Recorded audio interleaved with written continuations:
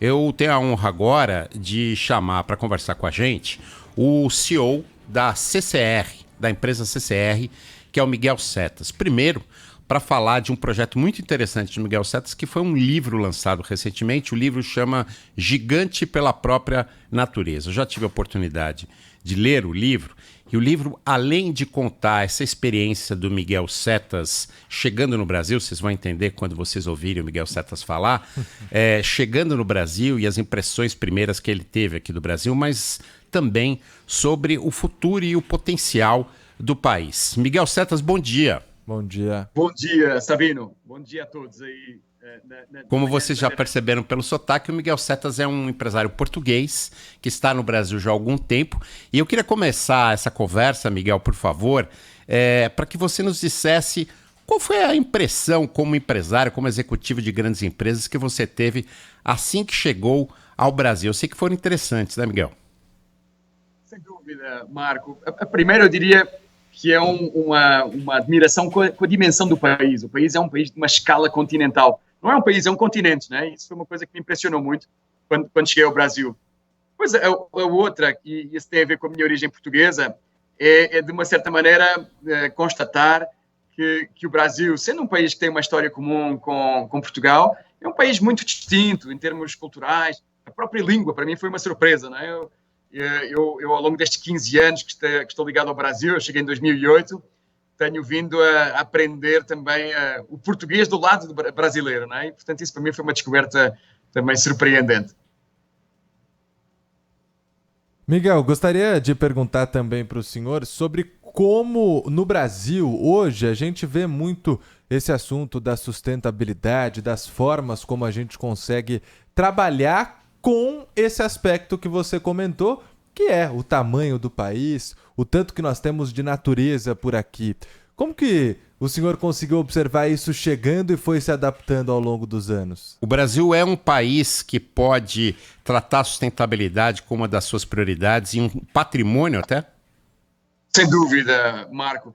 E Vítor, nós acho que talvez às vezes nem temos essa noção, não é? Mas o Brasil tem o maior ativo ecológico do mundo, não é? Hoje, quando você compara aquilo que é a riqueza ecológica da biodiversidade, dos biomas, os 6 biomas que existem no Brasil, e se compara isso com o resto do mundo, em particular com o hemisfério norte, você chega à conclusão que aqui, efetivamente, é onde ainda existe uma ecologia rica, pujante, e que, do meu ponto de vista, tem que estar no centro do debate da agenda climática, a agenda ecológica, neste contexto que nós vivemos hoje da crise mundial, nesta crise climática que nós vivemos hoje.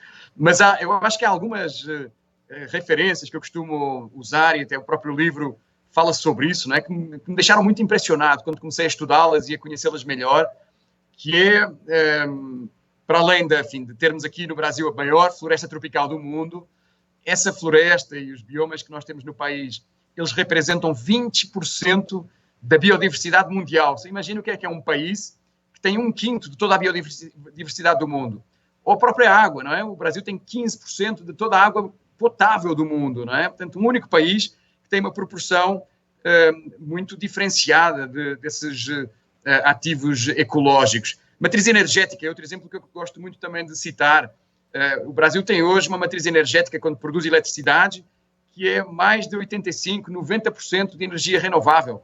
Portanto, é o país do mundo que tem a matriz energética mais limpa das grandes economias. Agora que o Brasil assumiu a presidência do G20, não é? Destas grandes economias, o Brasil é aquela que tem a matriz energética mais limpa no mundo, não é? Portanto, isso é um ativo fundamental para a economia verde, não é? E essa é a tese que eu também trago no livro, que o Brasil pode ser o destino de um investimento muito significativo, não é? Eu cito um estudo do Boston Consulting que referencia 2 a 3 trilhões de dólares, 2 a 3 trilhões de dólares de investimento na economia verde até 2050, não é? Estamos falando de energia renovável, mercado de carbono, indústria verde, agricultura sustentável. Portanto, essas 4 áreas hoje no Brasil podem representar esse investimento muito expressivo, não é? E que transforma o Brasil no principal destino de investimento verde no mundo, não é? Isso acho que é uma oportunidade que o país efetivamente não pode perder. Eu, pela minha vida profissional no Brasil, nos últimos 15 anos, tive a oportunidade de conhecer o país desde o sul, desde os Pampas Gaúchos até a floresta amazónica, né? E eu acho que, circulando pelo Brasil, viajando pelo Brasil, nós vemos o quão rico, o quão pujante é essa ecologia que existe no país, né? E eu acho que essa é a agenda que em que o Brasil tem, efetivamente, ganhar um protagonismo. Vemos agora a COP28, né, que está lá ocorrendo lá no Dubai. A delegação que está presente brasileira é a maior delegação de todas as delegações internacionais, né, que eu acho que é um sinal dessa importância que o Brasil tem no mundo, né? Miguel, é importante você ter falado isso, porque muitos de nós brasileiros não tivemos a oportunidade de conhecer o país como você, por motivos profissionais, né? Viajando pelo país de ponta a ponta, como você disse, do Rio Grande do Sul até a floresta amazônica. Vendo esse potencial todo, por que então que nós brasileiros temos esse chamado complexo de vira-lata? Você acha que a gente tem consciência desse potencial? Eu acho que cada vez mais, Marco, esse potencial ele é cada vez mais evidente e hoje que nós vemos as mudanças climáticas, elas chegarem com uma intensidade cada vez maior.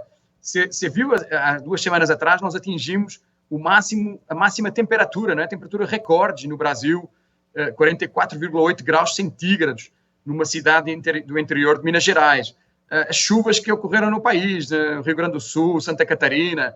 Portanto, essa presença da mudança climática no nosso dia-a-dia, eu acho que tem trazido de uma maneira muito mais presente para as nossas vidas, para o nosso, até para a mídia, para vocês que fazem este papel tão importante de informar o público.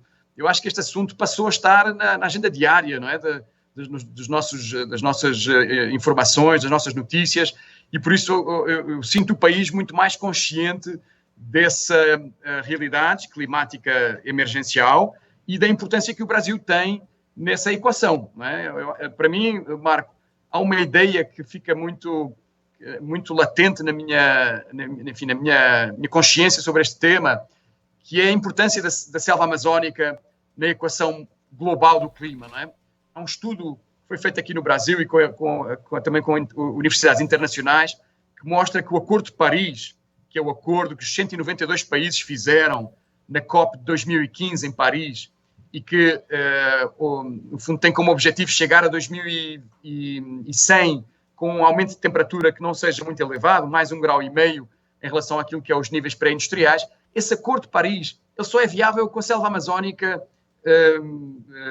intacta, não é? Ou seja, sem a selva amazónica, sem a Amazónia, tudo aquilo que se discute na COP, tudo aquilo que se discute a nível mundial, dos grandes países hoje, das grandes economias que firmam estes acordos internacionais, eles só podem ser viabilizados com a integridade do bioma existente no Brasil. E eu acho que essa consciência, Marco, eu sinto ela cada vez mais presente no dia-a-dia. Agora, eu acho que há um papel aí de tomada de consciência, sem dúvida. E vocês, no trabalho que vocês fazem de informação ao público, têm um papel também, acho eu, muito importante, não é? Trazer essa consciência, não é? Da sociedade civil, não apenas do mundo corporativo ou do mundo político, não é? Mas da sociedade em geral. O presidente Lula, agora na COP, fez uma reclamação, aliás, não é a primeira vez que o Brasil se posiciona dessa forma, dizendo que o Brasil precisa de ajuda financeira do mundo todo, de alguma forma, o mundo todo e os países chamados desenvolvidos têm que colaborar financeiramente para a manutenção da floresta amazônica. Você acha que isso é importante, Miguel? Isso é fundamental, Marco. Isso é fundamental. Ou seja, o Brasil, eu costumo dizer, tem o banco de carbono do mundo, não é?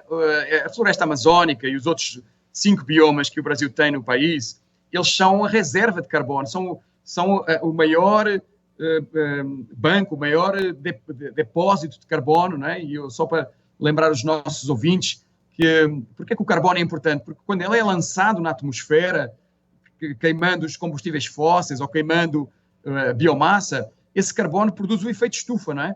E o efeito estufa é o aquecimento do planeta. Portanto, reter carbono, manter o carbono na nossa natureza, manter o carbono nas árvores dos nossos biomas vegetais, é fundamental para preservar o aquecimento do planeta, evitar o aquecimento do planeta, não é? E, portanto, se o mundo inteiro hoje está lançando carbono na atmosfera, com a queima de combustíveis fósseis e precisa de ter instrumentos, precisa de ter soluções para reter esse carbono, a floresta amazónica é um desses instrumentos principais. Portanto, o mundo vai ter, de uma certa forma, precificar, vai ter que valorizar a preservação da selva amazónica e dos outros biomas que existem no país. E, sem dúvida, acho que o Presidente Lula está colocando esse tema de forma certa, para criar um incentivo, e até porque, como nós sabemos também, na região amazónica vivem milhões de pessoas, vivem 30 milhões de pessoas. Essa população que existe e que mora na região amazónica, ela tem que ter condições económicas adequadas, que evitem o estímulo, o incentivo para derrubar a floresta. Não é? E, portanto, isso passa por fundos que têm que ser viabilizados, têm que ser direcionados para a equação social, não é? Para garantir que não temos uma situação social que cria o estímulo ao desmatamento. Não é? E eu acho que isso na COP está sendo discutido e os países do hemisfério sul, em particular o Brasil, têm que ter uma compensação do resto do mundo para preservar os seus biomas. Pato, só para lembrar o nosso ouvinte que nós estamos conversando com o CEO da CCR, Miguel Setas, falando aqui um pouco de meio ambiente, sustentabilidade, sobre o livro que ele lançou recentemente, chamado Gigante pela Própria Natureza. Mas a gente queria falar também de CCR, né, Lupato? Sim, com certeza. Queria perguntar para o Miguel como ele, CEO da CCR, que administra diversas rodovias aqui no Brasil, consegue contribuir para essa questão da sustentabilidade, e não só a CCR, mas também todo o setor em que o senhor atua. Sem dúvida. Eu acho que é muito importante mencionar que o setor dos transportes e da mobilidade é um dos setores que tem uma importância fundamental nessa equação, nessa agenda de descarbonização, de retirar os gases que produzem efeito estufa da atmosfera. Portanto, nós temos na CCR, e o setor como um todo tem planos nesse sentido, de promover a descarbonização do nosso setor, promover a utilização de tecnologias de baixo carbono, né, de economia de baixo carbono. Por um lado, estimulando meios de transporte, como é o caso dos metrôs, como é o caso dos trens, que consomem energia elétrica de uma matriz que é muito limpa, não é? Nós temos o objetivo, Marco e Vítor, de chegar a 2025 com 100% de nossa energia consumida nos nossos metrôs, trens, e em todos os nossos meios de transporte, nas rodovias, nos aeroportos, 100% da energia vinda de fontes limpas, fontes renováveis, não é? Hoje ainda não temos esse valor, estamos próximo dos 80%, mas não chegámos aos 100%. Não é? Em 2025 vamos ter só energias renováveis. Nós queremos fazer também, e estamos fazendo já isso, ainda agora tivemos um reconhecimento no aeroporto de Belo Horizonte, que é o primeiro aeroporto do Brasil que é carbono neutro. O que é que significa carbono neutro? Significa que na equação das suas emissões e daquilo que é a sua operação diária, ele não produz um agravamento de emissões para a atmosfera, não é? Portanto, utiliza tecnologias que permitem essa eficientização em termos ambientais. Portanto, temos muitos planos que nos levam à chamada neutralidade carbónica, não é? Ou seja, nós queremos chegar, e fomos a primeira empresa no setor de infraestrutura no Brasil a ter as nossas metas de descarbonização aprovadas por uma entidade internacional, que é uma espécie de uma agência de rating, não é? Internacional, que coloca uma chancela, não é? Portanto, nós temos que chegar a 2033 com uma redução expressiva das nossas emissões que nós controlamos, não é? Eu não quero entrar no jargão técnico, mas há um conjunto de emissões que são aquelas que são diretas da nossa operação e que nós vamos ter que reduzir em 60% até 2033 para estarmos de acordo com os padrões internacionais, as melhores práticas internacionais. Portanto, temos uma série de iniciativas, utilização de biocombustíveis na nossa frota. Queremos chegar a 2025 com 100% de biocombustíveis na nossa frota de veículos leves. Reutilização dos resíduos das nossas rodovias, não é? Portanto, o chamado RAP, que são no fundo os resíduos que resultam do fresado das nossas rodovias. Nós queremos aumentar cada vez mais essa economia circular, não é? A circularidade desses resíduos, evitando a produção de novos asfaltos que têm naturalmente um impacto na atmosfera que não é positivo. Depois, portanto, nós temos uma agenda que eu não vou detalhar para não ser pesado para os nossos ouvintes, mas que tem objetivos climáticos, objetivos de preservação da natureza, objetivos de engajamento da nossa cadeia de suprimentos, dos nossos fornecedores, dos nossos parceiros, incentivos para os nossos clientes também poderem fazer a descarbonização das suas atividades e também objetivos nessa lógica global relacionados com a gestão das nossas pessoas, não é? Com a motivação, o engajamento, naquela terminologia que nós costumamos hoje falar do chamado ESG, não é? O E de ambiente, o S de sociedade ou social e o G de governança, não é? A CCR colocou liderança ESG como uma das metas do seu plano estratégico. Portanto, queremos contribuir e somos hoje o líder no setor nessa agenda, queremos continuar a acentuar essa atuação, Vítor. Miguel, para encerrar, por tudo que você falou, eu acho que já dá para deduzir porque o livro chama Gigante pela Própria Natureza, mas eu queria ouvir de você, por que a escolha desse nome e qual é a sua fé, o que você prega aí nesse livro? Eu tenho uma visão, talvez, com o benefício de quem vem de fora, não é, Marco? Um estrangeiro tem sempre essa característica, não é, de poder olhar para as coisas com uma visão um pouco mais distanciada. E o que eu descobri no Brasil é efetivamente esse gigantismo do país, não é? O hino, essa frase é uma frase tirada do hino nacional, que é um testemunho, não é? Daquilo que é a grande dimensão, a escala continental da natureza no Brasil, da sua potência ecológica, mas também da sua potência social. Eu gosto muito de frisar que o Brasil, sendo um país que tem cerca de 210 milhões de habitantes, é um país que tem uma sociodiversidade muito grande, um país que tem a presença dos seus povos originários na sua cultura, um país que tem muitas línguas, tem 175 línguas para além do português, que tem 300 etnias, não é? Eu gosto muito dessa dimensão social do país, dessa sociodiversidade. E, portanto, quando nós olhamos para o mundo hoje, Marco, e vemos que essa agenda ecológica e a agenda social, elas são verdadeiramente aquilo que faz mover os líderes mundiais. Você veja o que está acontecendo agora lá no Dubai, não é? Discutindo estes temas.